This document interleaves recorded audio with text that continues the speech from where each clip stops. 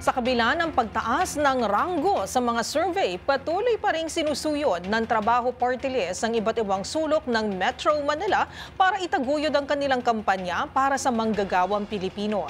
Kabilang dito ang patas na pagkakataon at proteksyon para sa bawat empleyado. Nagbabalik si Edniel Parosa.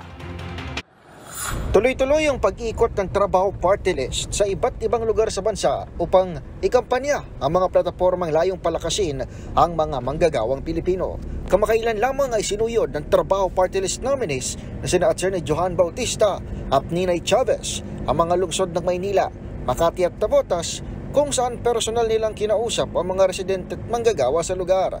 Kasama ang celebrity advocate na si Melay Cantiveros, sinuyod din ng Trabaho Party List ang lungsod ng Caloocan, kung saan ipinahayag nila mga isinusulong ng grupo sa pagpapaangat sa sektor ng paggawa. Kabilang narito ang pagbibigay ng patas na oportunidad sa lahat, pati na sa mga senior citizen at solo parent, pagkakaroon ng disenteng trabaho sa bawat Pilipino at pagbibigay proteksyon at sapat na benepisyo sa mga manggagawa upang umangat ang kanilang pamumuhay sa gitna ng mga hamon sa ekonomiya.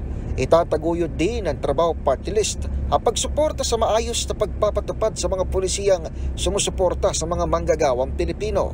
Now narito, lalo pang gumanda ang ranking ng Trabaho Party List sa katatapos lamang na survey ng social weather stations na isinagawa noong 15 ng Marso hanggang nitong 20. Mula sa ika-26 na ranggo noong Pebrero, tumaas na sa ika-22 pwesto ang Trabaho Party List.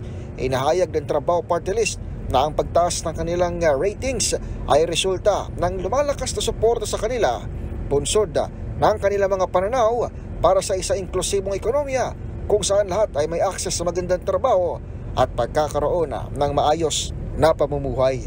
Ito para sa MBC TV Network News. Ito si Edniel Parosa ng DZRH. Una sa Pilipinas, una sa Pilipino.